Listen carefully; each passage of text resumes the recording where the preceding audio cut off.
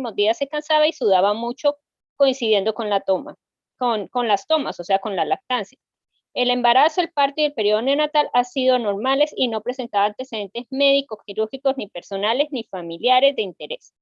En la exploración física, el pediatra constató una taquipnea de leve tiraje subcostal, saturación del 98 y un suplo pansistólico 3/6 audibles en focos. Bueno, tras realizar el ecocardiograma, me regalan el otro pedacito, por favor.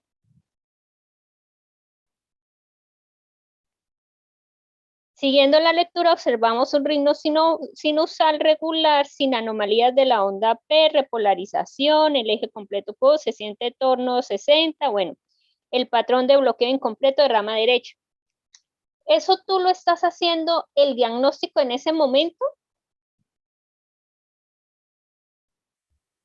Por lo que veo, sí se ve hasta el momento en que se hace el electrocardio. El electrocardiograma. Igual que cuando le hacen el eco, que encuentran la alteración cardíaca. Entonces, tú lo puedes poner en etiología, sí. Entonces se puede poner un bloqueo de rama derecha. ¿Será que el bloqueo de rama derecha por la edad de él es adquirido o es congénito? ¿Congénito? Congénito. Es más congénito. Entonces tenemos que casi tenemos en él que predomina. Con la primera que me dijeron y con esta segunda, ¿qué es lo que más tiene él? ¿Qué es lo que nos está predominando? ¿Qué alteración en qué sistema?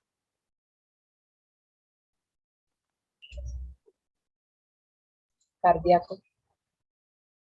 En el sistema cardíaco. Entonces, después abajo dice que le hacen un ecocardiograma.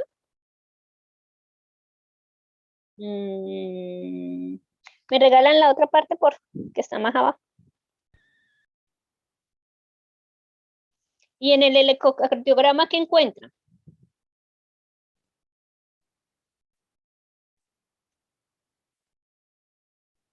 ¿Qué encuentran en el ecocardiograma?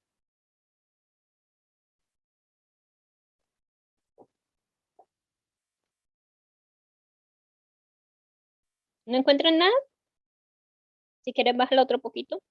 ¿Una hipertrofia ventricular izquierda? Una hipertrofia ventricular izquierda, ¿y qué más?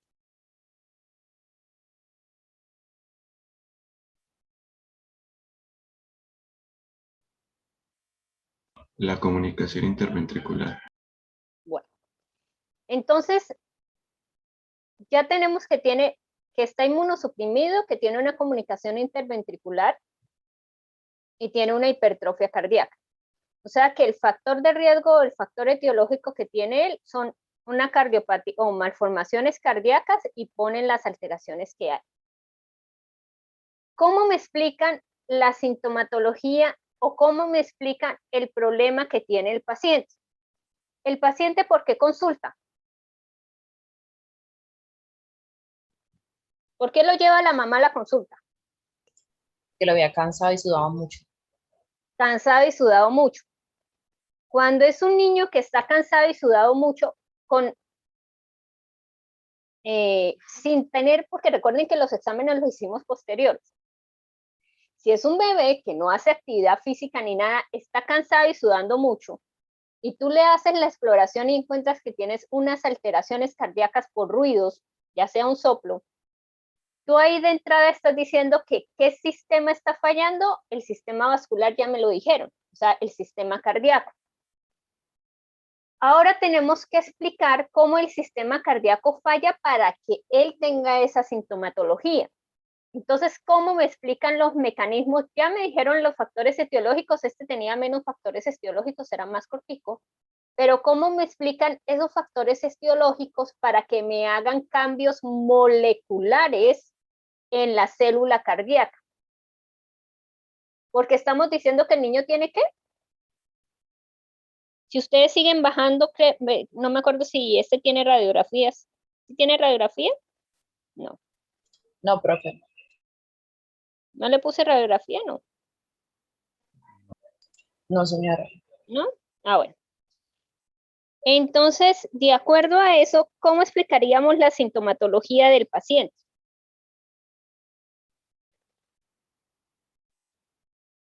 Entonces, ¿qué pasa?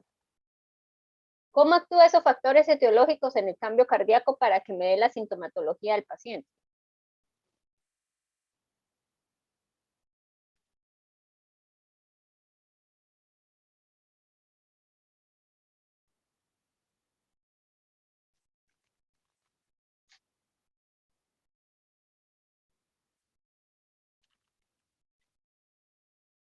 ¿Ninguno? Pues Si nadie primero participa, yo tiene que tampoco aumentar, participo. Señor, pues, pues primero se tiene que aumentar la fracción de eyección porque es como insuficiente el... pero ¿por qué? O sea, explícame cómo llego yo a hacer eso. ¿Qué tienes que explicarme primero? La comunicación interventricular. Ajá, ¿y qué es la comunicación interventricular? Hay una Que la presión, sangre, Es que ahí la sangre pasa del ventrículo izquierdo al derecho, pero entonces más que todo es sangre oxigenada, entonces se pierde como mucha, ¿Y por pues, qué en la comunicación interventricular, cómo pasas la sangre y cómo explicas eso? O sea, ¿tú qué tienes que explicarme si es una malformación congénita? Si es congénita, ¿qué quiere decir? Tiene 3 meses, ¿qué quiere decir? O sea, que desde Que nació que con nació, él. que nació con ello. O sea, que el defecto viene desde dónde. ¿Cuándo nació? En la formación embrionaria. Desde la formación embrionaria. O sea, que el defecto viene actuando desde qué semana de desarrollo embrionario. ¿Cuándo se forma el corazón? Más o menos a partir de la 3ª semana. Entonces, si es algo que él viene y viene actuando desde que estaba chiquito en el vientre de la mamá, ¿qué tienen que explicarme primero? ¿Por qué no tuvo sintomatología o por qué no se expresó cuando el niño estaba intrauterino? Primera pregunta. por la adaptación que tuvo. No, señora. ¿Por qué? ¿Y por qué si se manifiesta 3 meses después que nació? Tiene 3 meses. ¿Duró más tiempo? Profesora, ¿Me por el crees? conducto arterioso. No, señor. ¿Por qué? ¿Cómo me explican eso? ¿Qué me tienen que explicar? porque cuando el bebé aún no ha nacido, la presión eh, pulmonar, bueno, la presión ventricular derecha es mayor que la presión ventricular izquierda. Entonces no habría como ese cortocircuito donde pasa la sangre del ventrículo izquierdo al ventrículo derecho, ¿Y que es por lo que qué? sucede ya cuando nace. ¿Pero por qué? Ya me dijiste una parte. ¿Por qué? Y ya lo hemos hablado en clase.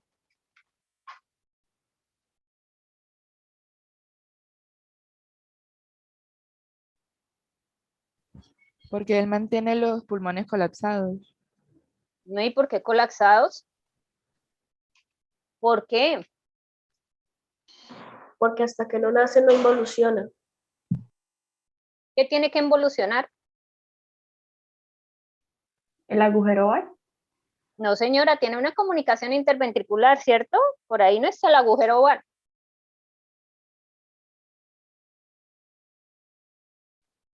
¿Por qué? ¿Qué diferencia hay entre un niño y un adulto? ¿O qué diferencia hay cuando yo estoy en vida intrauterina y nazco? ¿Cuál es la diferencia? El intercambio de las presiones, profe. Pero La solamente el intercambio de las presiones, o sea, yo estoy intrauterino y tengo mayor presión y menor presión y nazco y entonces se intercambian las presiones, pero ¿por qué ocurre eso? ¿Por qué tengo eso? ¿Qué es lo que pasa? Porque el conducto arterioso involuciona. No les estoy preguntando eso, les estoy preguntando que cuál es el cambio que hay, porque es que la involución del conducto arterioso es cuando yo ya más o menos nazco y Es que más o menos antes, casi al mes. es que antes de que el bebé nazca, pues siempre va a haber una comunicación interventricular. Y ya después se forma No, el septum que separa. no, ¿por qué yo tengo una comunicación interventricular entonces? ¿Por qué yo tengo un conducto arterioso entonces? Ah, los tengo porque la naturaleza dijo, ténganlo ustedes allá adentro y ténganlo y listo. Para eso funcionan. ¿Por qué Profe, lo por- tengo? Por Puede el ser cambio no, de las- ¿por qué es? Por un No, ¿por orificio en el qué es? septum que no se ha cerrado. No, ¿por qué es? Profe, ¿Por qué lo porque tengo? intrauterinamente depende de la circulación, o sea, como tal no hace mucho Al tiempo, depende de la fin, circulación Por de la la madre. circulación intrauterina fetal. dependiente por la circulación fetal. Uy, al fin, eso fue como sacar garruda, ¿no? Qué cosa tan seria. Yo, ¿por qué tengo un conducto? ¿Por qué tengo un agujero oval? Normalmente, porque tengo una circulación fetal. Entonces, ¿cómo explicarían eso? El bebé cuando está en vida intrauterina no tiene sintomatología porque primero tiene una circulación fetal que lo hace diferente a quién, a una persona cuando nace. ¿Qué hace esa circulación fetal? Ahora sí lo que dijo su compañero de las presiones. ¿Qué hace la circulación fetal? ¿Por qué yo tengo una circulación fetal entonces? Porque se le ocurrió decir, ay no, tengan circulación fetal y listo. ¿O por qué la tengo?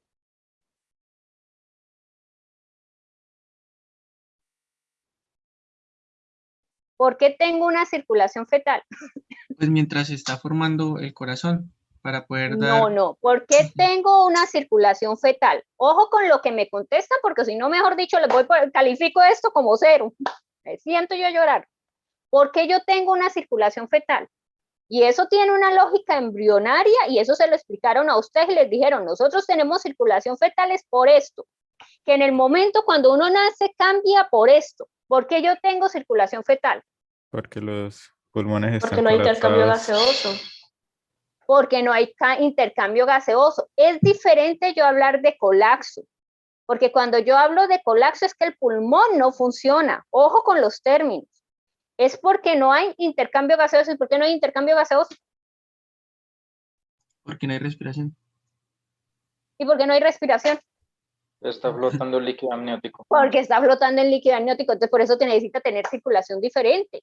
Entonces, me tienen que explicar la circulación fetal, ¿cierto? Entonces dicen, la circulación fetal ocurre porque no hay intercambio gaseoso a nivel de ¿dónde? Porque él no hace intercambio gaseoso. Entonces es un niño que no necesita nutrientes, ni oxígeno, ni nada de eso. A nivel Nivel de los pulmonar, no hay pulmones. intercambio gaseoso. No a nivel hace pulmonar. intercambio gaseoso a nivel pulmonar. ¿Y quién es el responsable de hacer el intercambio gaseoso en ese caso? La circulación fetal. No, señor. ¿Quién es el ¿El cordón responsable de umbilical? hacer el intercambio? ¿Ah? Cordón umbilical. ¿En dónde? ¿Y qué hace parte del cordón En la umbilical? placenta. De la La placenta. placenta. Entonces, porque no se hace intercambio gaseoso en el pulmón, sino intercambio gaseoso es de la placenta. Entonces, como el intercambio gaseoso no sirve la circulación, pues en la parte de intercambio pulmonar, ¿qué pasa entonces? ¿Qué ocurre? Ahora sí lo que me dijo al principio un compañero de ustedes. ¿Qué ocurre para que yo tenga Los circulación cambios de fetal? presiones. Tengo que tener, pero ¿cuáles cambios de presiones? O es que el niño entra y está en circulación fetal y dice, cambio presiones. Entonces, cuando quiera pone circulación placentaria y cuando quiera pone circulación pulmonar. Porque eso es lo que me están diciendo ustedes con cambio de presiones. ¿Qué pasa o qué debe ocurrir para que yo tenga circulación fetal? Como se cierra el conducto Comunicación arterioso. interventricular. No, ¿qué debo yo tener o qué condición debo tener yo para que ocurra la circulación fetal?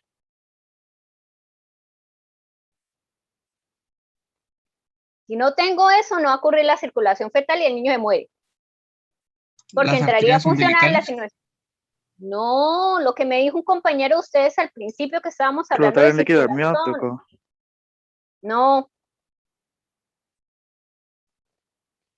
¿Qué hace que yo, cuando esté en vía intrauterina, tenga circulación fetal y en el momento en que nazco, tenga yo circulación normalita de un adulto? Que los pulmones Donde ya tienen... interviene. No, señor, ¿qué pasa? ¿Qué hago? Ahí no hay isquemia de nada. ¿Acaso yo nazco y hago isquemia? En menos de 5 segundos ya cambio yo la circulación. ¿Qué hace que yo tenga circulación fetal y cuando nazco tenga circulación sistémica? ¿Qué lo hace? Y ya lo habían dicho. Flujo placentario, el flujo sanguíneo placentario. Ah, bueno, Me profe, que estoy se cierra el diciendo que foramen no. oval. Cierran La involución, No. la involución de Jóvenes, la involución del conducto, ¿cuánto se demora? ¿Será menos de 3 segundos? O sea, involuciona cuando yo nací, ¿cuánto creen ustedes que dura el trabajo de parto y saca yo la cabeza? O sea, en ese momento ya involucionó, hizo apoptosis las células y se murió. ¿Se acuerda que yo les dije que yo podía durar con el agujero oval abierto y funcionando un mes? Entonces, cuando yo nazco y tengo el agujero intervento y tengo soplo, entonces, ¿qué? ¿Tengo circulación fetal o tengo circulación normalita? ¿Qué hace que yo tenga circulación fetal y qué hace que yo tenga circulación sistema? Y es algo que ustedes ya me dijeron. Para que yo tenga circulación fetal debo cumplir unas condiciones. ¿Qué condición debo cumplir? Aumentar la resistencia vascular del sistema. ¿Y cómo aumento la resistencia vascular del sistema? Bueno, aumentando la presión en las aortas. No, la arteria señor. pulmonar. ¿Cómo hago yo? Más o menos, pero ¿cómo hago yo para tener circulación fetal? ¿Por qué yo tengo circulación fetal? Eso yo ya lo expliqué. Yo les dije a ustedes que tenían que estudiar cómo funciona la circulación fetal. Y de esto me doy cuenta que ni siquiera lo estudiaron. O sea, ¿cómo funciona la circulación fetal? ¿Cómo hago yo para tener la circulación fetal? ¿Cómo es la circulación de un niño? A través de la placenta, viene por las arterias umbilicales. ¿Y qué pasa?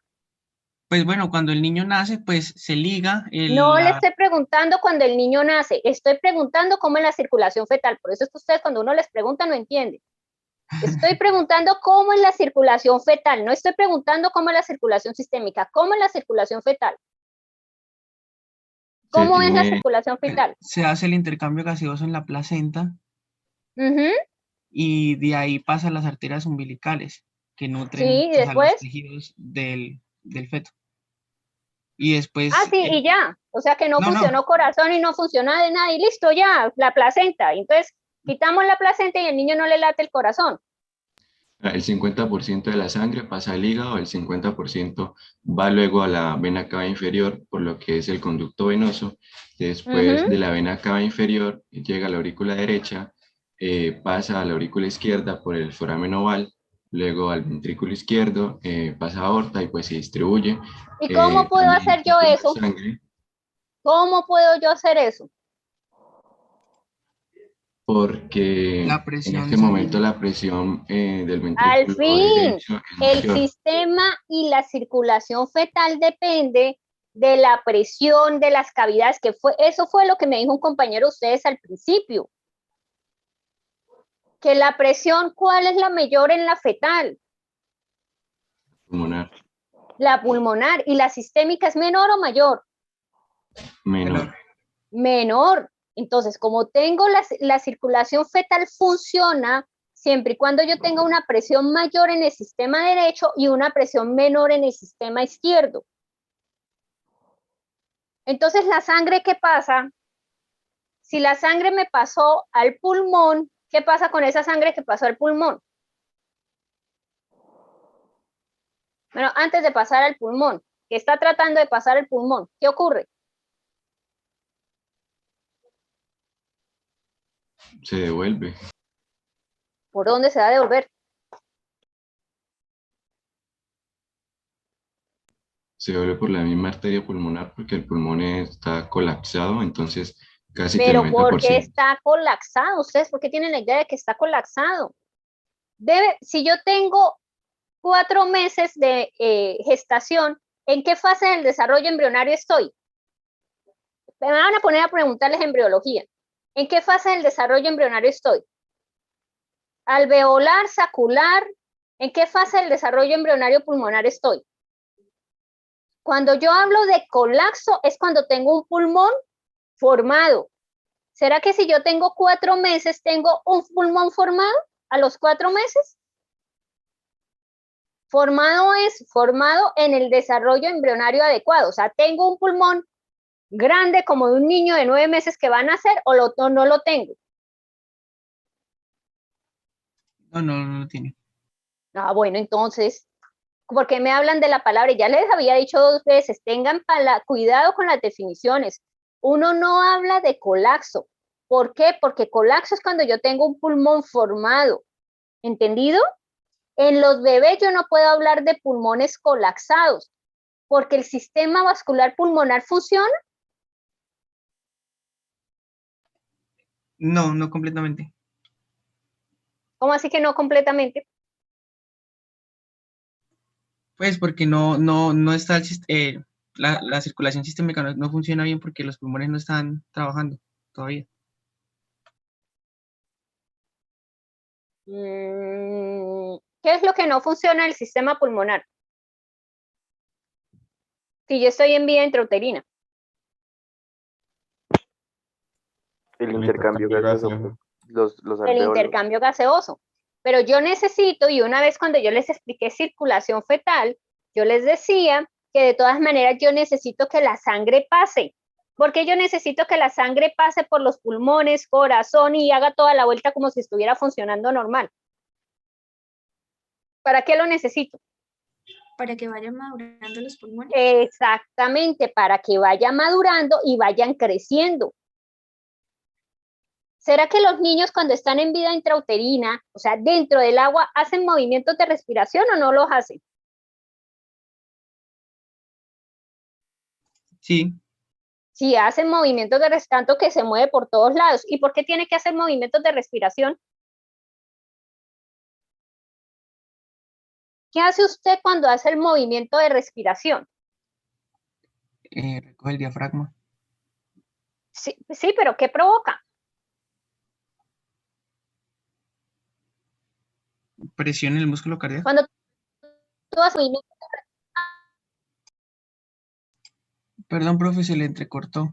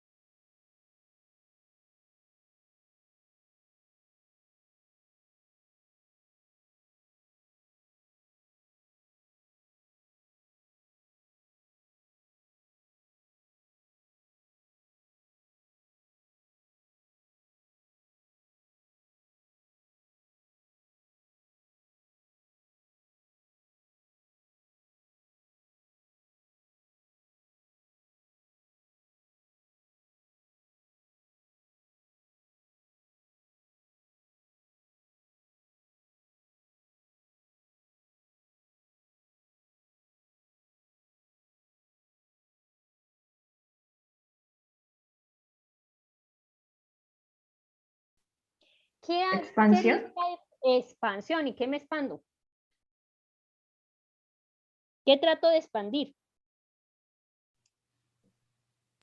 Los pulmones y la caja torácica. Y la caja torácica. Entonces el niño hace los movimientos respiratorios como si respirara, pero él realmente no respira. Es para permitir que los pulmones crezcan, porque es que si yo no hago los movimientos respiratorios y tengo una caja rígida, como si yo le pusiera a usted, me sentara encima de su tórax. ¿Qué pasa si me siento encima de su tórax? ¿Qué pasa si yo me siento encima de la caja torácica de ustedes? ¿Pueden hacer los movimientos respiratorios o no pueden hacer los movimientos respiratorios? No, señora, No. ¿Y qué pasa con el pulmón si yo no le puedo hacer la expansión de la caja torácica? ¿Se va a llenar de aire o no se va a llenar de aire? No, se mantiene colapsado. Tiene el espacio para hacerlo. Ahí sí hablamos de colapso. Se mantiene colapsado. Entonces, ojo con los términos.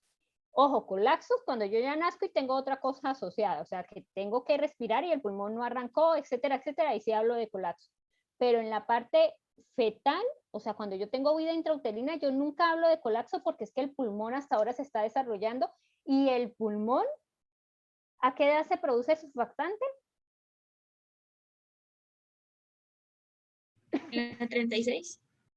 Un poquito menos, 34 semanas de gestación produzco el surfactante, entonces siempre el pulmón antes de la semana 34 pues va a estar ¿qué?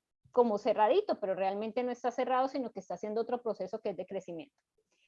Entonces ya haciendo el paréntesis que me metí por otro lado, entonces me tienen que explicar, entonces cuando explican el caso, como es un bebé de 3 meses, pues tienen que explicar por qué en vida intrauterina a la señora nunca le dijeron nada, porque si ustedes se dieron cuenta, al principio del caso clínico, ¿qué dice?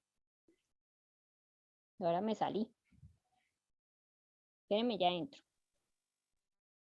Al principio del caso clínico, ¿qué es lo que dice?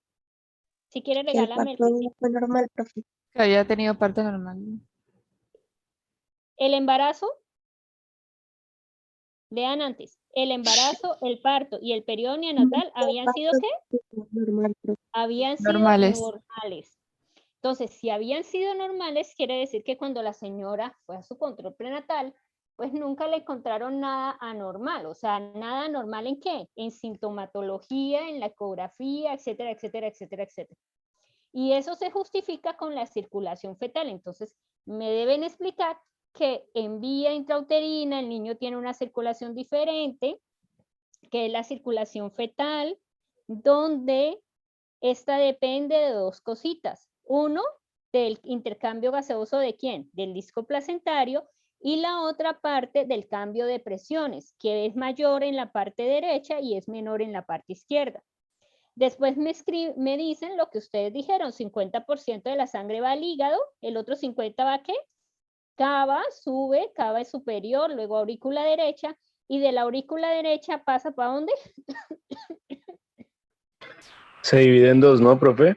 Ajá, se divide en dos. Foramen Entonces, oval y la foramen oval. tricúspide. Entonces, cuando pasa el foramen oval, ¿pasa a dónde? ¿De una vez? A la aurícula izquierda. A la aurícula izquierda, ventrículo izquierdo y aorta. Pero el otro pedacito va a pasar a ventrículo derecho. ¿En dónde está el ducto arterioso? ¿En qué parte? Arteria pulmonar. Entre arteria pulmonar y ¿quién? Y la aorta. Y la aorta. Y la aorta descendente. Entonces, exactamente. Entonces, la sangre que viene de la arteria, del ventrículo derecho pasa por la arteria pulmonar. ¿Y qué pasa cuando se va por la arteria pulmonar? Con el ducto. Hay un pedazo que se va ¿a dónde? De la sangre. A los pulmones. A los pulmones y la otra. A la Entra aorta. por dónde? A la A la aorta aorta. descendente y a la parte inferior del cuerpo. Exactamente. Y la otra parte va a ser el proceso como si respirara el niño, pero no respira.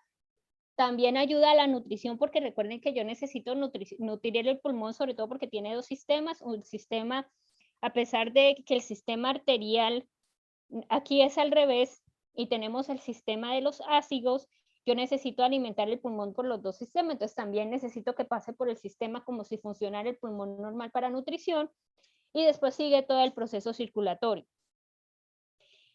Después de eso, ¿qué pasa? Después de los 9 meses dice un parto normal. ¿Qué pasó a los 9 meses? Tuvo el bebé. ¿Qué pasó?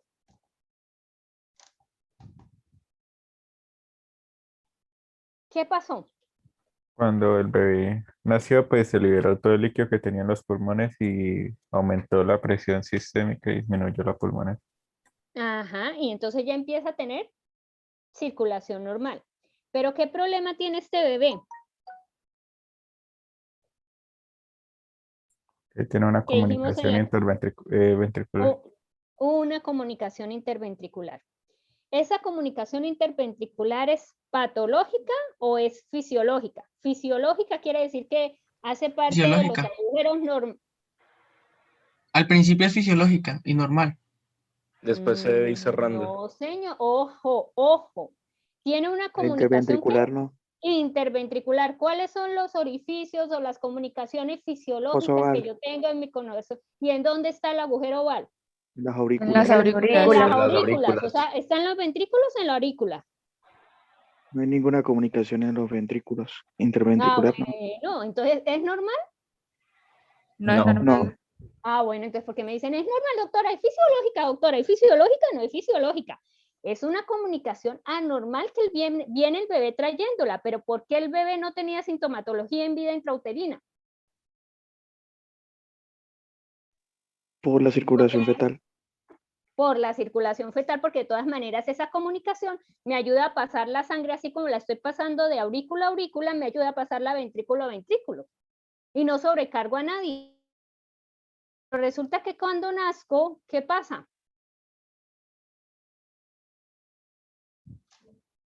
Como aumenta la presión sistemática, entonces ya va a haber una sobrecarga, pero a nivel del corazón, y ahí ya se empieza a ver como la sintomatología. Pero no así. ¿Qué ocurre en la parte circulatoria? Recuerden que me tienen que explicar todo. Cuando uno habla de mecanismos fisiopatológicos, tiene que explicarme todo, cómo funciona lo normal. Entonces, ¿qué ocurre si yo tengo una comunicación interventricular? La sangre ¿Qué oxigenada. ocurre? ¿Cómo viene la circulación o cómo se comporta la circulación?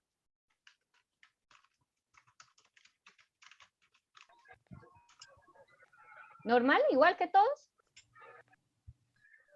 No, profe, porque mucha sangre sin oxigenar pasa a sí mismo al ventrículo izquierdo y se va, pues, a la circulación sistémica sin haber pasado por los pulmones. Sin haber pasado por los pulmones. ¿Y qué pasa? El bebé va a presentar cianosis ¿Quién en dice muchos más, de los quién casos, dice ¿no? menos? ¿Quién dice más, quién dice menos? Profe, me llama la atención es que en el caso clínico decía que la saturación de oxígeno estaba al 98%. Entonces, ¿cómo funciona la comunicación interventricular? O sea, no tanto, no baja tanto el oxígeno porque está saturando correctamente. No, yo lo que les estoy preguntando es cómo funciona el sistema. O sea, el niño tiene una comunicación interventricular, entonces, ¿cómo les funciona el sistema circulatorio al niño? ¿Qué le ocurre? ¿Qué pasa? Ya me explicaron el fetal que fue, ¿cuánto demoramos? 30 minutos sacándole en garruda cómo funciona la circulación fetal. Ahora, ya dijimos que el niño nació, pero tiene una comunicación interventricular. Entonces, ¿cómo le funciona la circulación a ese bebé? Profe, cuando llega la eyección, pues parte va a ir para la aorta y parte se va a volver a los ventrículos. No, aguántelo. O sea, que a usted le llega la sangre al lado izquierdo y se va para la aorta y no tiene más circulación. O sea, toda la sangre le llega a usted al ventrículo izquierdo y se va para la aorta y listo. ¿Cómo es la circulación? Cuando yo les digo cómo es la circulación, ¿qué me tienen que explicar? Bueno, profe, también puede generarse una insuficiencia cardíaca. Ojo con lo que yo estoy preguntando. No les estoy preguntando qué sintomatología, ¿cómo me vas a explicar una sintomatología si ni siquiera me has explicado cómo funciona la circulación? ¿Cómo es la circulación normal de un bebé? Nació, ¿cómo viene la circulación?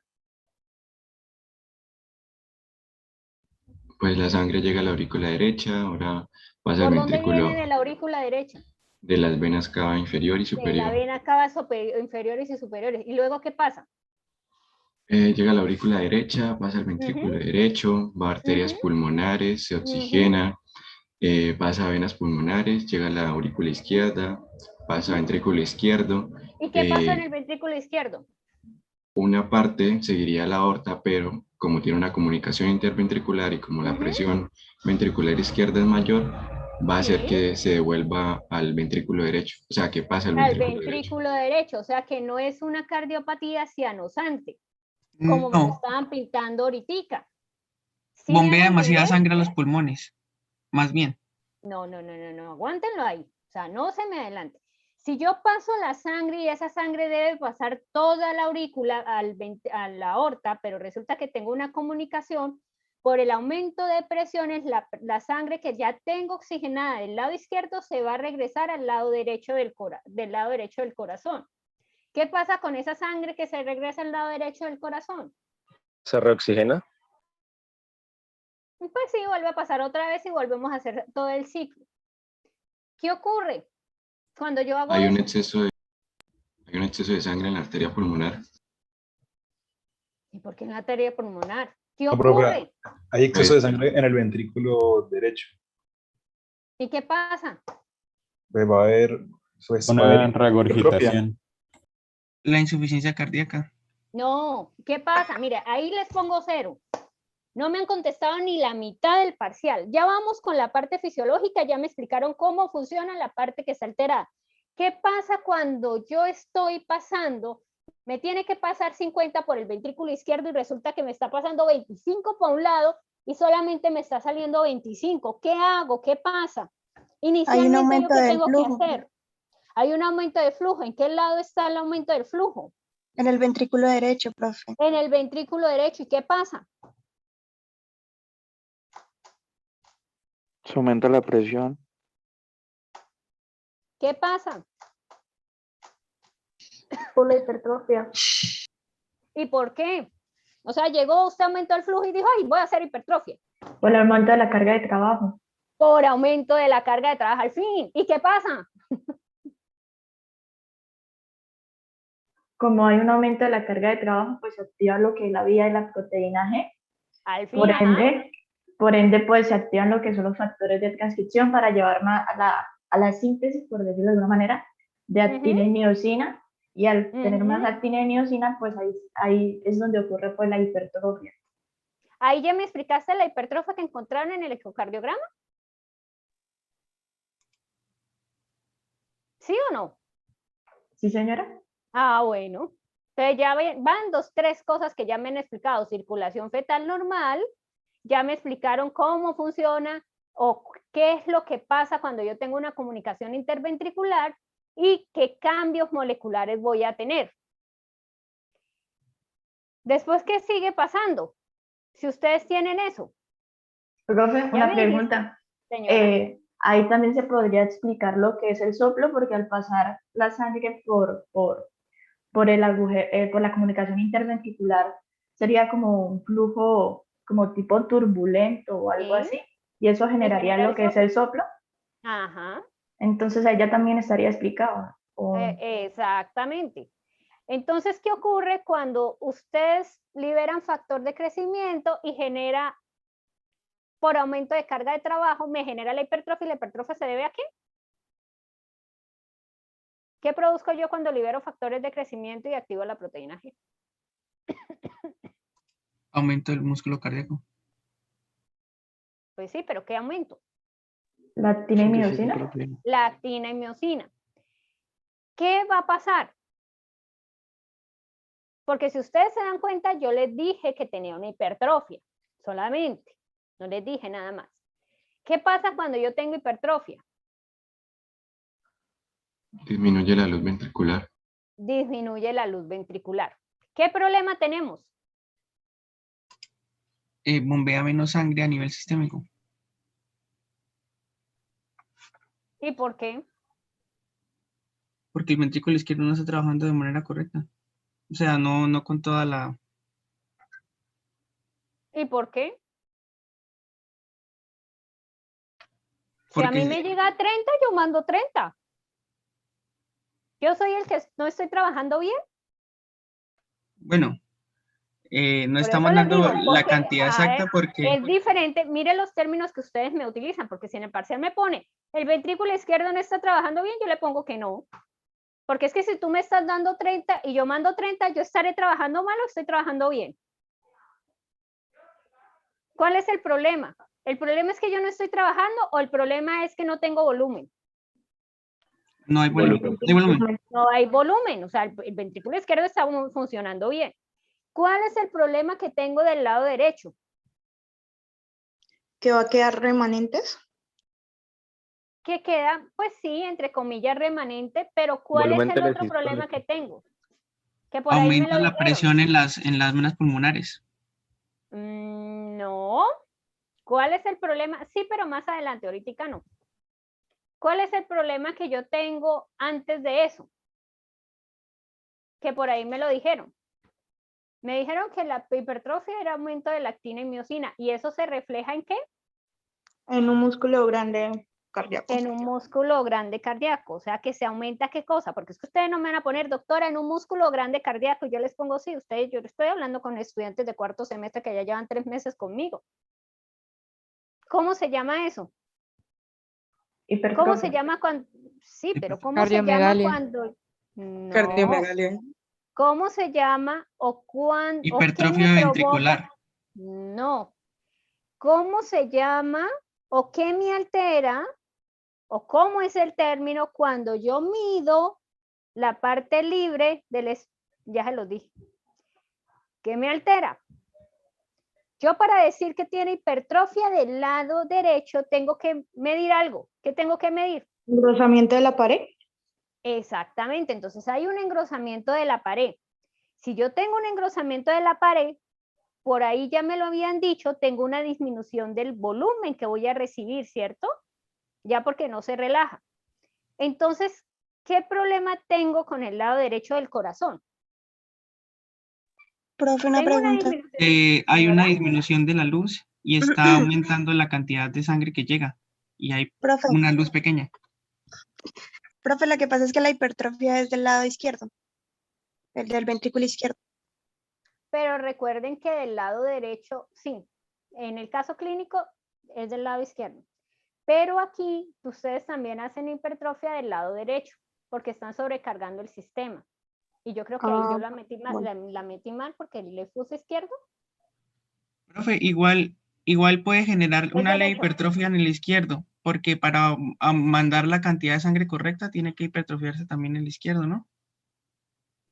¿Y por qué? Pues para poder cumplir con la demanda de enviar la sangre. Bueno, no sé. Inicialmente no. No, pues por eso digo, o sea, por eso digo leve, más adelante. El que lleva El la derecho. sobrecarga es el lado derecho. Sí, pero más adelante sí podría generar la hipertrofia izquierda. ¿Cuál es el problema de que se me baje la cavidad del lado derecho? El diámetro del lado derecho del corazón. Que le está llegando más sangre porque se está devolviendo y aparte de eso está la luz disminuida. Pero tú Entonces, cómo me vas a decir que va a llegar más sangre. Si a mí porque se me está la regresa 10, comunicación se van a... interventricular. Pero si a mí se me regresa 10 por la comunicación, interventricular, yo siempre le voy a quitar los 10 que me llegan y se me va a quedar en la aurícula. Pero ¿cuál es la única cosa que yo sí no puedo modificar? Lo que me manda quién. Porque es que el agujero está y la filtración lo tengo completo. Pero en cambio, en la comunicación entre la aurícula y del ventrículo, ¿depende de algo o está abierta? La comunicación que hay entre la aurícula y el ventrículo derecho, ¿depende de alguien? No, de la válvula. Depende de las válvulas. De la válvula. Entonces, la comunicación interventricular, un ejemplo, si me regresa 10, siempre me va a regresar 10, o sea, siempre en la cavidad voy a tener 10 cc. O sea que el que yo le puedo controlar el flujo es del lado ¿quién? Del lado derecho, o sea, de la sangre que viene de la aurícula derecha. Entonces se me empieza a quedar el remanente es en la aurícula. No es que se me empieza a quedar el remanente en el ventrículo que yo mandaba 10 y no lo voy a mandar porque es que el orificio no modifica. El orificio sigue siendo igual de grande y no tengo nada que me tape ese orificio y depende de presiones. ¿Qué pasa cuando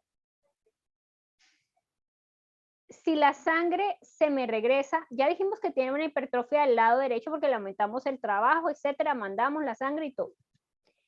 Si el corazón tiene que mandar menos sangre, o sea, el lado izquierdo me está mandando menos sangre, ¿cómo lo compensa el niño? Aumentando la frecuencia cardíaca. Entonces es un niño que tiene taquicardia, muy bien. ¿Qué más hace? Taquipnea también. Porque Eso no le significa está la taquipnea llegando, que tiene. no le está llegando, entonces aumenta frecuencia cardíaca y frecuencia respiratoria. ¿Qué más pasa? ¿Qué más hace? ¿Qué es lo como básico inicial que me da soporte inicialmente?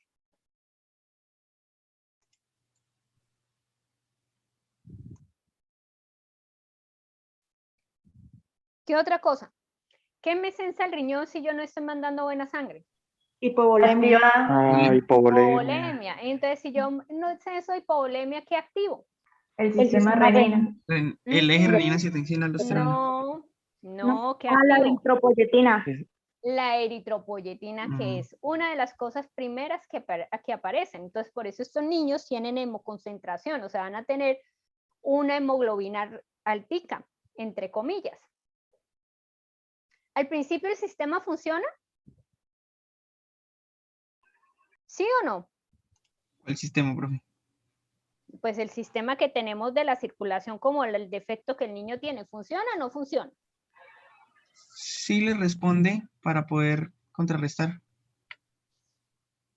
Porque cuando él toma teta, suda y le da más taquicardia y taquipnea?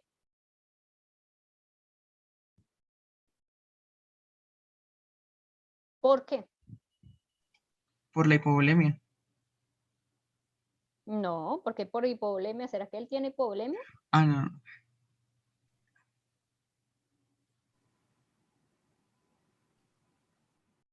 Porque cuando está tomando seno, él no es capaz de respirar. No hace intercambio gaseoso, sí, pero va un poquito más allá. ¿Por qué? Las actividades metabólicas normales del bebé están aumentadas. Por eso mismo de que No. ¿Por qué? Por el redireccionamiento del flujo sanguíneo. Por la prolactina. No, pero ¿por qué la prolactina si la prolactina es de la mamá y no de él? Por el redireccionamiento del flujo sanguíneo puede ser, profe. Porque... ¿Por qué? Pero no. No sé. Cuando un niño toma leche, ¿qué hace? O cuando ponen al bebé en posición para tomar leche, ¿qué pasa? Bueno, tiene que succionar. ¿Y qué pasa en la succión? ¿Cómo ponen el bebé para succionar? Cuando ustedes han visto cómo lo ponen. ¿O qué pone el bebé para succionar? La lengua.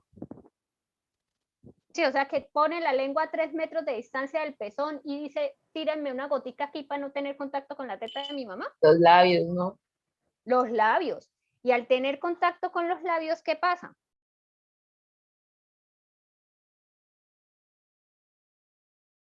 Si ustedes se pegan los labios a la cara, ¿qué les pasa?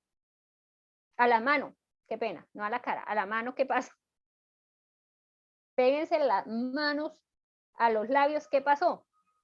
Como que se pegan, entonces yo creo que eso les restringía al bebé respirar. No, ¿qué pasa? Ustedes, el niño abre y coge el pezón. Péguense la manita a la cara y a los labios. ¿Y qué pasa cuando ustedes se pegan las manos a la cara? A lo mejor el seno le obstruye un poco las fosas nasales y no puede respirar. A lo mejor no. ¿Qué pasa cuando tú te pegas la mano a la cara? ¿Te oprime la nariz o no te la oprime? Sí, se oprime. Sí, le oprime la nariz. Oprime la nariz. Entonces, cuando el niño está lactando, hace una maniobra de Valsalva. Eso se llama así. Y la maniobra de Valsalva, mientras él succiona, por eso es que el bebé succiona y cuando se siente como muy ahogadito, él trata de retirar un poquito la cabecita de la teta de la mamá. Porque hace periodos de apnea. Cuando yo hago las maniobras de Valsalva o los periodos de apnea, cierro la válvula aórtica. Si yo cierro la válvula aórtica, en ese momento, ¿de quién dependo para la oxigenación de todos los tejidos? Normalmente, si yo tuviera un buen corazón, normalmente, ¿de quién dependo?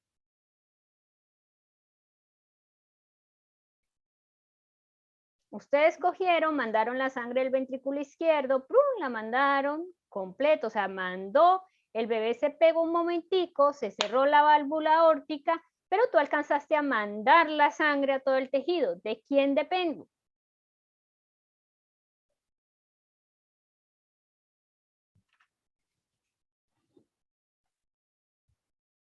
¿De que tenga un buen flujo o que no tenga un buen flujo?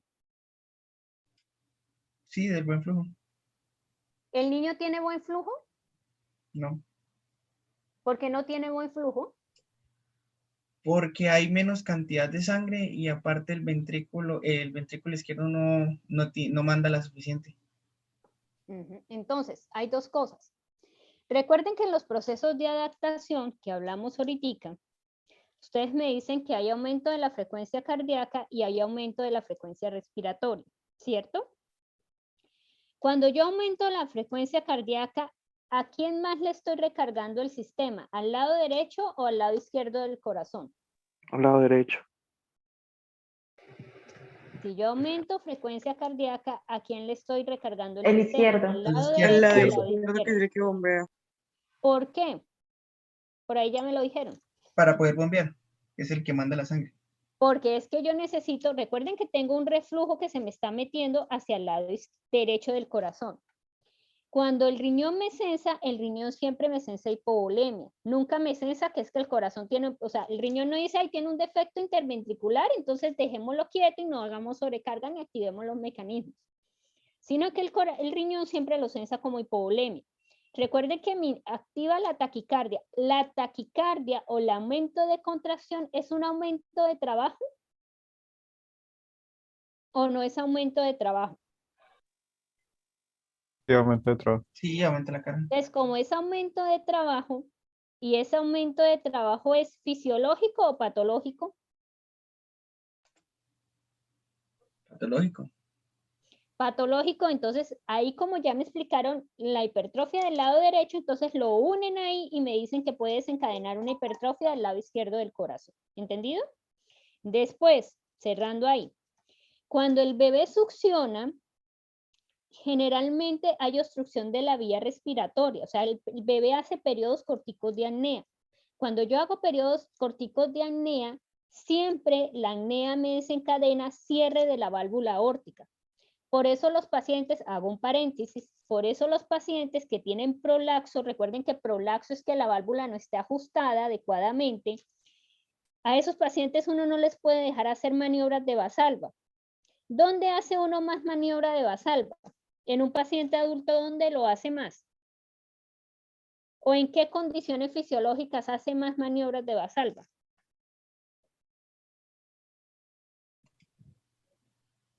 ¿En hipoxia? ¿Usted como adulto normal hace hipoxia? ¿En qué condiciones normales haces maniobras de Valsalva que sea fisiológica? Bueno, no es ¿La tan deglución? fisiológica. No, porque tú en la deglución tienes la nariz abierta. Usted no te tapa la nariz para hacer, pasar el alimento por la deglución. Tú tienes intercambio vaso. ¿Cómo haces o cuándo haces más maniobra de Valsalva? La maniobra de Valsalva es que dures un tiempo prolongado en retención de líquidos no de aire. ¿Los nadadores? ¿Dónde? Al bostezar. Deporte, Recuerden profe. que sea fisiológico. Mire que yo le estoy preguntando. ¿En Cuando estamos condiciones? bebiendo, No tanto, porque si tú ves muy rápido o toses o se te va por el camino viejo. ¿Cuándo haces más maniobra de Valsalva? O la maniobra de Valsalva es que tú cierres la boca, cierres la nariz, contengas el aire y hagas fuerza. ¿Cuándo más se hace? Que es una ¿Para ir al condición baño? fisiológica. Para ir al baño, Para al fin, pujar. Dios mío, uy, Dios mío. Para ir al baño. Entonces, a estos pacientes uno no los puede permitir estar ni un poquito estreñido, porque si él hace medio la maniobra de Valsalva, se prolaxa la válvula y se cierra y se murió el paciente. Por eso es que los pacientes le pueden a uno hacer muerte súbita en el baño. Mejor dicho, a esos pacientes le toca a uno no se estrese, no se ría, no haga fuerza, no puje. Por favor, mejor dicho, como niños bonitos, porque es que el riesgo de prolaxo de la válvula es bastante grande. Entonces, este bebé, recuerden que normalmente, si mi ventrículo izquierdo manda 50, o sea, se hizo contracción, mandó la sangre, él cierra la válvula aórtica, ¿cierto? Y tiene la sangre que va oxigenada, corazón, pulmón, cerebro, a todos los órganos. Pero resulta que este bebé no me recibe 50, porque dijimos que tenía un remanente, ustedes le pusieron 20, entonces ¿cuánto me está recibiendo el ventrículo izquierdo realmente para mandar? ¿Los 50 o 30?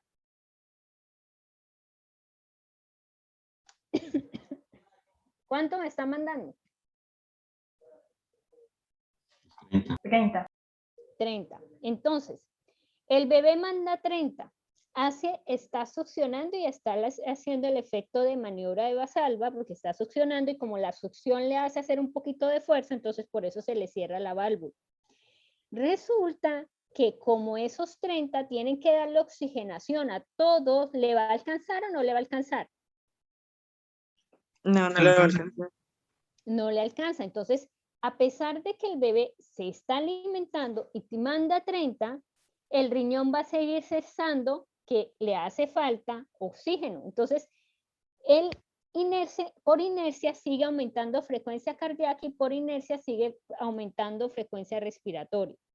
Entonces, por eso la mamá lo siente agitado. Entonces, independientemente, el defecto de cerrar la válvula, ya sea por maniobra de Valsalva, por cualquier actividad, solamente con la actividad de moverse, el bebé se va a sentir más cansado porque ya va a llegar un momento en que esos 30 no le compensen. Decíamos que en el sistema se me queda remanente de sangre, ¿cierto? Tanto a nivel pulmonar quemando, bueno, se sobrecongestiona un poquito la parte pulmonar, pero a nivel de la aurícula derecha. Si mi ventrículo, esperen, en el caso nosotros no hablamos de edema, ¿no? No, profe. No. Todavía no. Bueno. La clase anterior yo les decía que nosotros podemos tener un problema grande que es cuando yo no mando la sangre adecuada oxigenada a todo el sistema. ¿Cómo se llama eso? Que por ahí al principio empezaron a explicarme eso, pero sin explicarme cómo funcionaba bien el corazón. ¿Cómo se llama cuando el corazón, entre comillas, no es capaz de mandarme toda la sangre que requiere mi sistema para oxigenarse? ¿Insuficiencia? Suficiencia. Insuficiencia. ¿Será que el niño me hace insuficiencia cardíaca? Sí, claro, profe.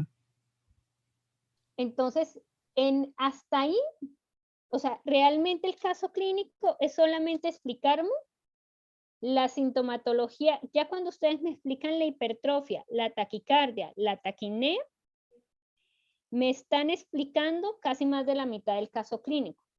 ¿Cómo me explican el bloqueo de rama?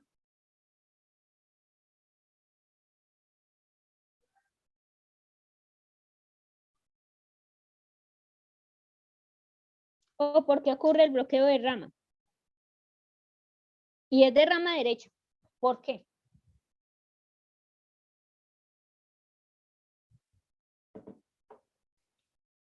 Ya me dijeron que se hacía hipertrofia. Ahí llegamos. ¿Por qué ocurre el bloqueo de rama?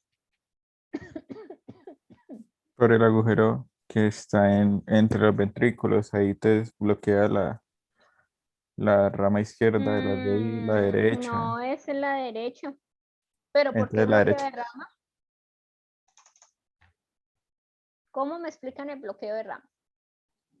Que se está oprimiendo el sistema de conducción eléctrico, ¿Y por qué? por lo que se está haciendo hipertrofia. Nada. Es derecho, ¿no? Sería el nódulo sinusal derecho que está por ahí. En el nódulo sinusal lo está presionando por la hipertrofia ventricular derecha que hay. ¿Y por qué? Porque aumentó el... Para yo tener un bloqueo de rama, ¿qué es un bloqueo de rama primero? ¿Qué es un bloqueo? Se bloquea Bueno, se retrasa la vía por la que viajan los impulsos eléctricos. Se retrasa la vía. ¿Será que bloqueo es lo mismo que retrasar? Bueno, se bloquea la vía, entonces. Se bloquea la vía. Un ejemplo particular, ¿cómo bloqueo yo una vía? Si tengo un derrumbe en una carretera, ¿bloqueé la vía o no la bloqueé? Sí. Sí. Y la bloqueé, ¿cierto? ¿Será que ese bloqueo es lo mismo que ustedes me están explicando? Miren el ejemplo que les pongo. Tengo una vía, se hizo un derrumbe y bloqueé la vía. ¿Cómo me explican el bloqueo de rama?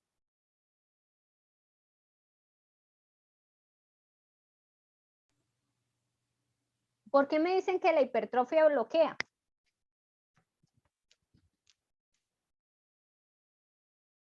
Porque está presionando, está tapando el paso de la conducción. ¿Dónde está tapando? En el nódulo sinusal, por ahí por los lados. Sí, ¿y el nodo sinusal en dónde está?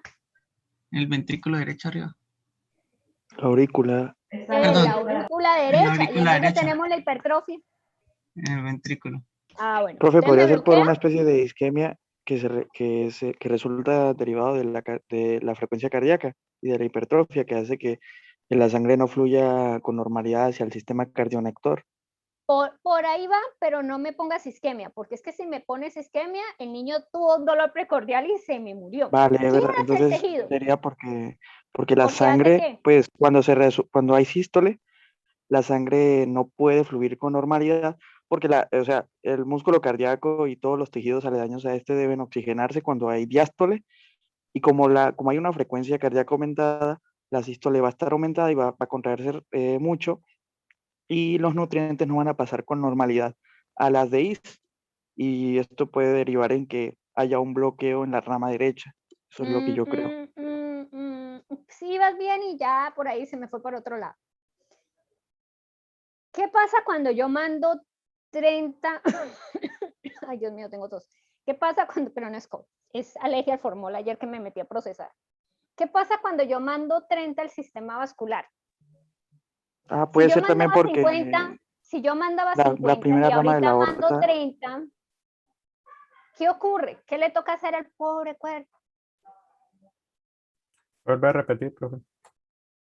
Yo mandaba 50, o sea, en un corazón normal yo mando 50, pero ahora estoy mandando 30. ¿Qué le toca hacer al pobre cuerpo? Primera pregunta. Como hacer una redistribución de la sangre. Redistribución de la sangre. Muy bien. Primer punto. Le toca redistribuir la sangre. O sea que no todos los órganos van a recibir la misma cantidad de sangre oxigenada, ¿cierto? ¿Qué ocurre cuando yo le aumento la frecuencia cardíaca al corazón? Aumenta el trabajo, pero no el nivel de sangre. No el nivel de sangre y también, ¿qué quiere decir cuando yo aumento la frecuencia cardíaca? A pesar de ser uniforme. ¿Qué pasa con los tiempos de oxigenación? ¿Aumentan o disminuye o quedan igual? Disminuyen porque le estoy aumentando la frecuencia cardíaca. Pero a la vez no tengo sangre porque me tocó redistribuirla. ¿Cierto? O sea que esas dos condiciones, ¿qué me van a producir en el músculo cardíaco normal, general en todo el tejido? ¿Qué me produce? ¿O en qué condición está el tejido cardíaco?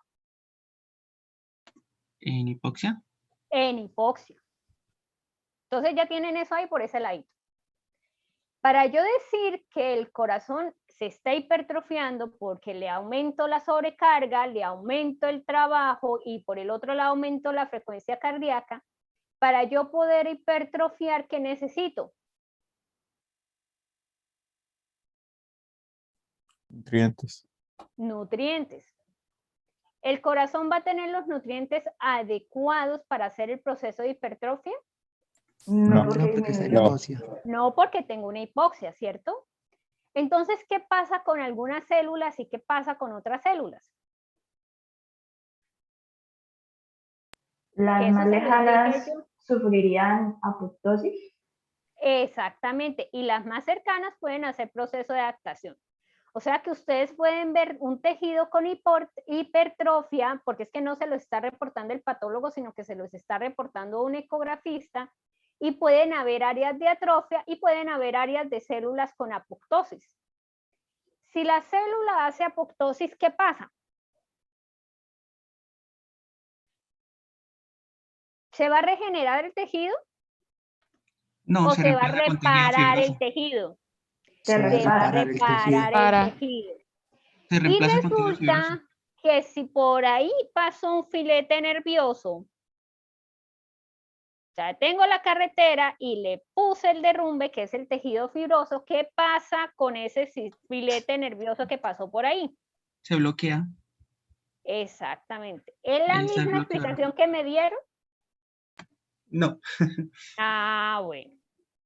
Recuerden que los filetes nerviosos no viajan en el interior de la célula, ellos están en el intersticio. Y el intersticio es un intersticio laxo, cuando no hay daño del intersticio. Entonces la célula se puede volver gordita, pero nunca va a oprimir un filete nervioso cuando es una hipertrofia normal, porque como el tejido es laxo, da espacio para que crezca. Por eso los deportistas con hipertrofia fisiológica, ¿no? Porque hay deportistas que tienen hipertrofia patológica, nunca hacen una arritmia cardíaca, porque ellos tienen espacio en el intersticio para que el filete pase normalito, nunca van a tener un bloqueo tampoco. Pero el bloqueo ocurre cuando yo daño el intersticio, ahí sí que ocurre un bloqueo.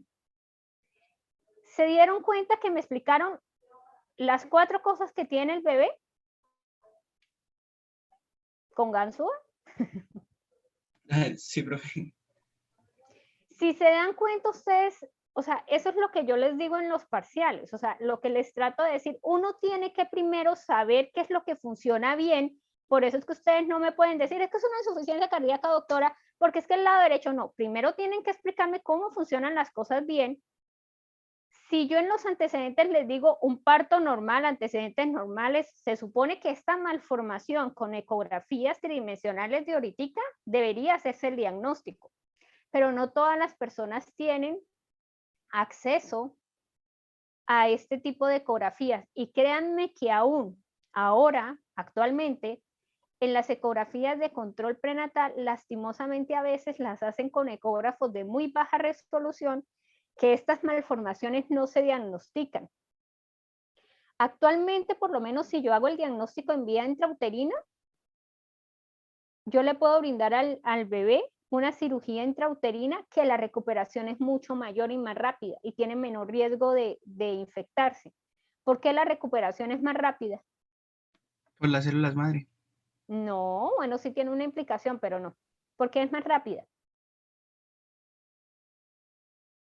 Y cuando está grandecito, que ya nació, ¿por qué es más lenta la recuperación y es más tortuoso?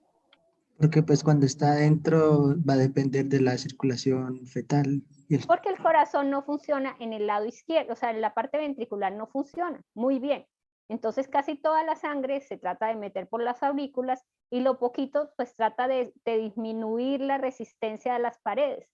Entonces por eso la recuperación es más rápida, pero cuando el bebé nace, como sí necesita utilizar ventrículo derecho y ventrículo izquierdo y depende de esa circulación, por eso la recuperación es más lenta. Sobre todo la parte porque ellos pegan, ellos hacen suturas para hacer un tabique, hacen la sutura, entonces la idea es que la sutura quede lo más estable, cicatrice, para que el bebé haga el proceso de contracción normal y no tenga ese problema de comunicación interventricular y el proceso de adaptación. Si ustedes se dan cuenta, hasta ahí me lo explicaron porque hasta ahí viene el caso clínico, o sea, me explicaron el bloqueo, me explicaron la hipertrofia y me explicaron la parte de por qué ocurre la hipertrofia en ambos lados y hasta ahí llegamos. Y por qué el bebé me hace cuadro inicial de insuficiencia. Si yo les digo, por lo menos en el caso clínico, les hubiera dicho que el bebé, que se le hace una radiografía y que el bebé cuenta con infiltrados pulmonares y que fuera de eso cuando lo van a ver tiene edema que deja fobia en miembros inferiores, bueno, que tiene edema generalizado con derrame pleural, ahí que me tienen que explicar. Lo del eje, el bebé profe. está haciendo, lo del eje.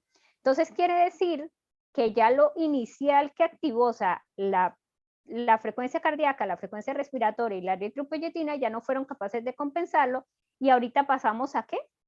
A lo del eje. Entonces, si me explican lo del eje, o sea, si el caso clínico continuara, entonces, ¿qué tipo de edema me hace el niño si es una anasarca? Recuerden que si estuviera en vida intrauterina sería un hidro, pero el bebé ya nació. Entonces, el bebé tiene anasarca. ¿Qué tipo de edema tiene ese bebé? Exudativo. ¿Seguro? ¿Quién dice más? ¿Quién dice menos?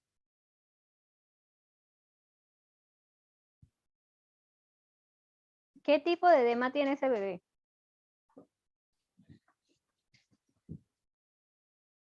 ¿Exudado o trasudado?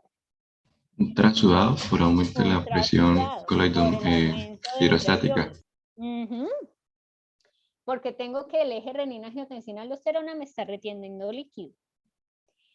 Y si vamos un poquito más, si me retiene líquido, ¿qué me va a sobrecargar? Más. ¿Qué pasa? Si me retiene líquido, ¿cómo sería la circulación de este bebé? ¿O qué ocurre en la circulación de este bebé? Aumenta el retorno venoso. Aumenta el retorno venoso. ¿Qué ocurre? ¿Qué más ocurre?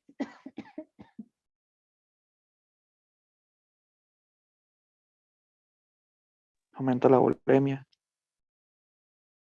Aumenta la volemia. A nivel La pulmonar, para presión. explicar el edema pulmonar. Se sale el líquido porque aumenta la presión colisosmática y disminuye la hidrostática. Aumenta la hidrostática y disminuye la colisosmática. Perdón, sí, al revés.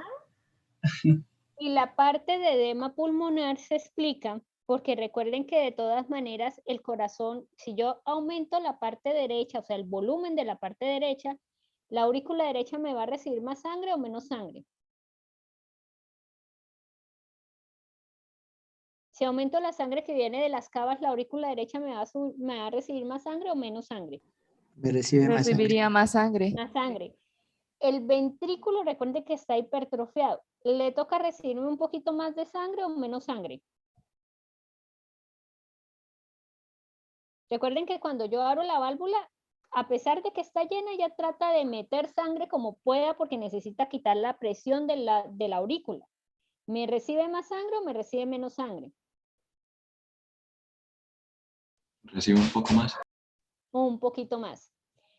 Si yo mando la sangre al sistema pulmonar, ¿qué pasa con la sangre que mando al sistema pulmonar si ya tenía un problemita que estaba mandando más y se me estaba quedando? ¿Qué se me va a congestionar?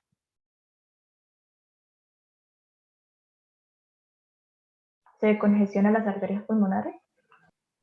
Las arterias pulmonares, recuerden, ¿y es sangre oxigenada o desoxigenada? Desoxigenada. Desoxigenada. Si se congestionan las arterias pulmonares, ¿qué presión me aumenta y qué presión me disminuye? Aumenta la hidrostática y disminuye la colisosmótica. Entonces el líquido se va a ir al espacio, ¿qué?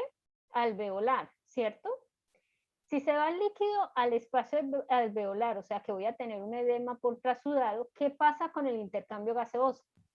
Se afecta el intercambio gaseoso. Disminuye, no se puede realizar. Profe, hay una pregunta.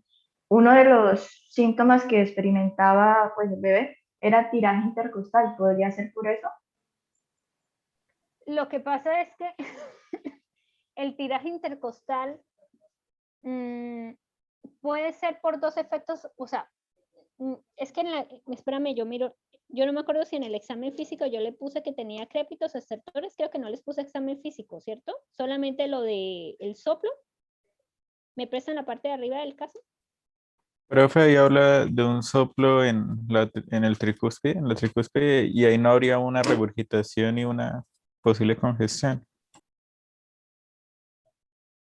Mira, aquí en esta parte no les puse. Generalmente, lo de el soplo, ya lo dijo su compañera, es por el flujo turbulento que está entre las comunicaciones.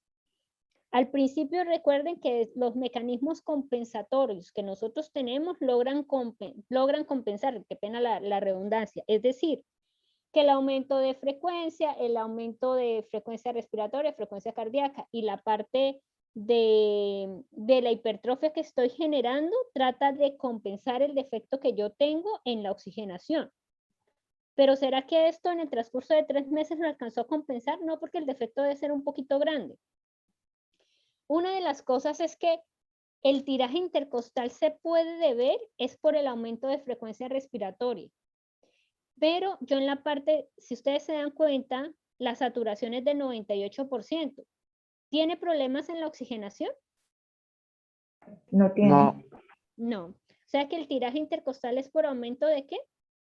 De la frecuencia respiratoria, pero que va asociado con la compensación de que le llegue, entre comillas, más oxígeno. Recuerden que el riñón sensa de que el problema es de hipovolemia, más no que el problema es que tenga una comunicación interventricular. Entonces lo que él sensa es que hay menos oxígeno, y al haber menos oxígeno dice que es que hay menos eritrocitos haciendo el intercambio gaseoso. Entonces lo que él opta es aumentar la frecuencia respiratoria para que el intercambio gaseoso se dé más rápido. Pero el problema radica es que al aumentar yo la frecuencia respiratoria, va a llegar un momento en que los músculos respiratorios normales se cansen y empiezo yo a utilizar los músculos accesorios y puedo hacer ¿cómo es que se llama? Depresiones, tirajes intercostales. Pero es por la parte compensatoria, porque el problema no radica en el pulmón, sino el problema radica ¿en dónde? En el corazón. En el corazón. Hay una cosa importante. Si yo tengo sangre que se combina en el parénquima pulmonar, o sea, se me regresa a la aurícula derecha, voy a hacer el intercambio gaseoso. El paciente va a tener un aumento de CO2, ¿en dónde? ¿En el pulmón o en los tejidos periféricos?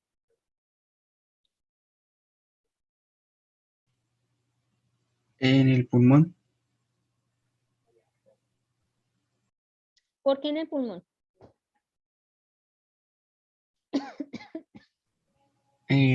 ¿Podría repetir la pregunta? Tenemos el caso del niño, el niño hace el intercambio gaseoso, etc. ¿Dónde se le aumentan los niveles de CO2 a él, al niño? ¿En el pulmón o en el tejido periférico?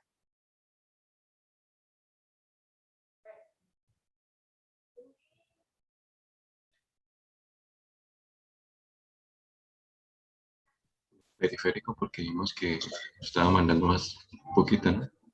Entonces estoy mandando más poquita sangre, quiere decir que estoy recibiendo menos oxígeno y estoy gastando menos CO2. Entonces generalmente el paciente me va a estar en una acidosis, pero resulta que esa acidosis no es respiratoria, sino es de la parte metabólica del tejido, o sea, de la parte periférica.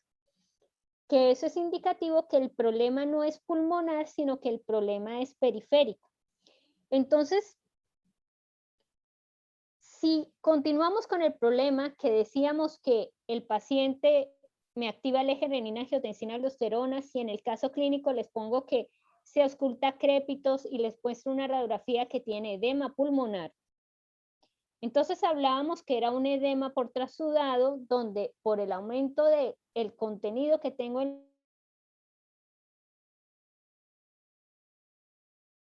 la luz de arterias, porque se me congestiona el sistema, tengo un aumento de la presión hidrostatica.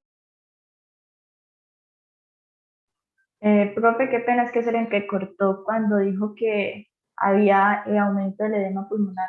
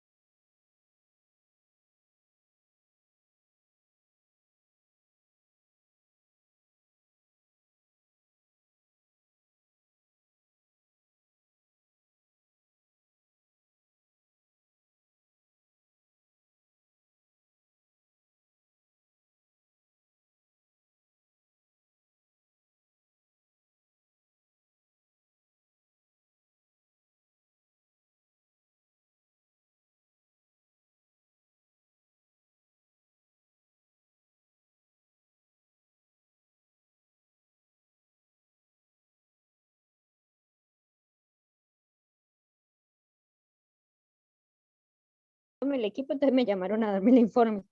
¿En qué íbamos? Me hacen perder el hilo.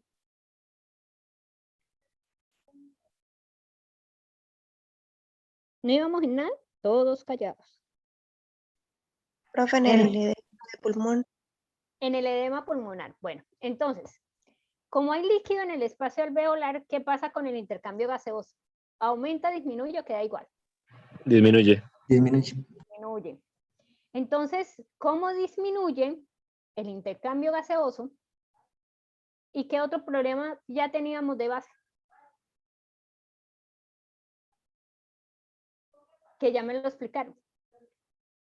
¿Qué problema teníamos de base que ya me lo explicaron? ¿La hipoxia en los tejidos? Sí, la hipoxia en los tejidos, pero ¿por qué se da la hipoxia en los tejidos? Por la redistribución del flujo sanguíneo y la baja cantidad y la hipovolemia. Entonces, la baja cantidad de volemia. Y si no puedo hacer el intercambio gaseoso en el pulmón, esa sangre, poca sangre que me manda el lado izquierdo del corazón, ¿qué características va a tener? Antes era bien oxigenada, ¿no? Porque el pulmón no tenía ningún problema. Va a ser poco oxigenada. Entonces, si va a ser poco oxigenada, cuando manda la sangre, el tejido aumenta la hipoxia en los tejidos. ¿Y qué me va a seguir activando? Se detecta hipovolemia también. Hipovolemia y me sigue eritropoyetina. El eje renina-angiotensina-aldosterona. ¿Cómo tratarían ustedes a este paciente? Si yo les hago por ahí la pregunta, ¿cómo tratarían ustedes a este paciente que está hasta donde lo dejamos, que es ahorita? Que está con edema pulmonar, está haciendo hipoxia, está haciendo todo esto, ¿cómo lo tratarían? Corrigiéndole el daño cardiovascular. ¿Y cómo harían eso? Es que no te entendí bien. Entendí la parte cardiovascular, pero no entendí lo primero. Pues yo creo que lo primero que hay que corregir antes, bueno, pues los daños colaterales irlos arreglando, pero primero hay que ir a la fuente que fue la conexión interventricular. Entonces, lo primero que tengo que hacer es arreglar el problema del tabique interventricular, ¿cierto? Entonces, ustedes lo arreglan. Ya después de eso, ¿qué va a mejorar? Si ustedes arreglan el tabique, por ende, ¿qué quitan? Aumenta el flujo. La sobrecarga del sistema. ¿Y qué más quitan?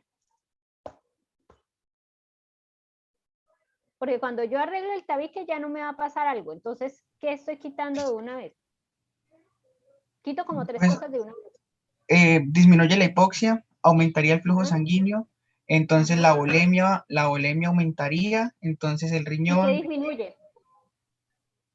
Disminuiría la presión, lo que haría que... ¿Qué disminuye? Que es uno de los mecanismos de adaptación. ¿Qué disminuye? Disminuye la hipertrofia. ¿La hipertrofia? ¿La hipertrofia? Disminuye. No es de los mecanismos iniciales moleculares, no. Es de los mecanismos fisiológicos para mantener la hipoxia. ¿Qué disminuye? Que me genera precisamente una hipertrofia del lado contralateral, el que tengo el defecto donde me está llegando la sobrecarga.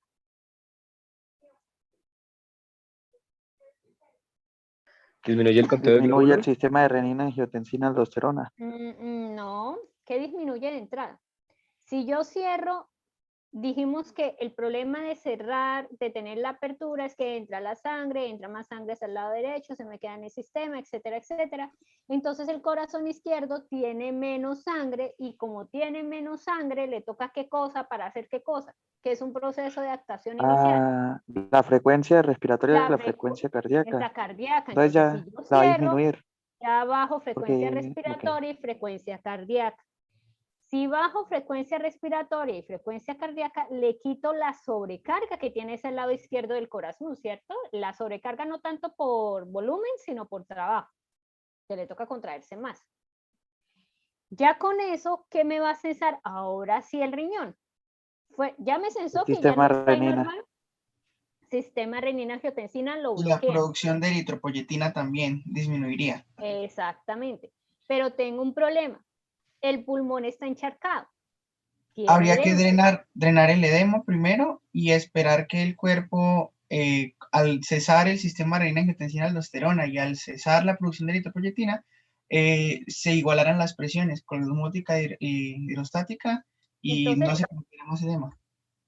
Entonces, el tratamiento es en conjunto, o sea, yo no puedo coger y solamente darle una cosa, porque bueno, ustedes hicieron la corrección, pero el paciente me sigue con edema pulmonar. Como el paciente está con edema pulmonar, yo ya arreglé el corazón, pero no le he quitado el líquido del pulmón. Si no le quito el líquido del pulmón, ¿qué pasa con la oxigenación? ¿Aumenta, disminuye o queda igual? Queda igual. Disminuye. Queda igual. Queda igual. No, hay que Entonces, si drenarlo. queda igual, ¿qué pasa con la sangre que me va a llegar al riñón? Tiene buena También va a concentración. detectar disminución de y va a oxígeno. seguir en hipovolemia. Exactamente, y me va a seguir en hipovolemia, o sea que no me va a mejorar nada. Por eso es que el tratamiento es en conjunto, nunca es aparte. Si yo arreglo el corazón, le arreglo la parte del tabique, pero a la vez tengo que disminuirle el volumen, por eso es que les dan diuréticos a veces a los pacientes, para tratar de disminuirle el volumen, sacar el líquido que tengo en exceso en el espacio intersticial, para que el pulmón me arranque y empiece a hacer la oxigenación, para que en conjunto los dos me tengan unos niveles de oxígeno muy buenos, para que el riñón deje de censar hipovolemia y me deje de activar todos los mecanismos compensadores. Por eso Profe, es en que, este caso, como usted está diciendo, se usan los diuréticos, ¿verdad? ¿Sí? sí, pero era lo que yo les decía, por lo menos hay médicos que les llega el paciente en falla cardíaca y les ponen solo diurético. Y resulta que por lo menos en un paciente X, la dificultad del corazón es porque tiene incapacidad para contraerse. Entonces, si yo le pongo diuréticos al paciente, ¿le estoy mejorando esa capacidad de contracción del corazón solamente con el diurético? No. Sería como un tratamiento paliativo, se le disminuiría un poco la volemia, pero ya. No le va a disminuir volemia de nada. Yo No, le porque pongo sigue el el problema. diurético, sigue el problema. O sea, tengo activado el eje renina-angiotensina-aldosterona, pero si yo no le doy tratamiento para la contracción, va a seguir con el mismo problema. Le puedo poner todo el diurético que tenga, que él va a seguir reteniendo líquidos. Acuérdese de ese, o sea, métese en el chip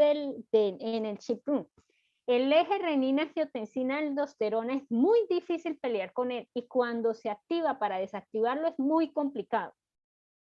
El eje renina-angiotensina-aldosterona, si sensa hipovolemia, si yo ya lo activé y sigue sensando hipovolemia, no se va a desactivar. Le puedo poner todo el diurético que ustedes quieran, lo que van a hacerle es una falla renal al paciente y le van a dañar el riñón, porque el eje pelea con el diurético y se tira los glomérulos y los túbulos. Entonces yo tengo que arreglarle la enfermedad de base. Si ustedes recuerdan una de las clases del cuarto capítulo, yo les decía a ustedes que no importa, cuando hablábamos de trasudado, ¿se acuerda? Que puede ser por disminución de proteínas, porque no las produzco, o puede ser porque tengo una falla cardíaca, ambos me van a llevar a un edema por trasudado. ¿Qué hace la diferencia? Que si yo detecto que ese edema por trasudado del paciente es porque no tiene albúmina y le pongo albúmina, pues ya al paciente se le va a quitar el edema por trasudado. Si encuentro que el paciente tiene ese edema de trasudado porque tiene una falla cardíaca, entonces le mejoro la contracción al paciente, la producción de ese edema por trasudado va a disminuir y por ende la activación del eje renina-angiotensina, que va ahí pegadito porque es esa hipoxia, va a disminuir también. Por eso es que lo más difícil en patología es detectar lo base.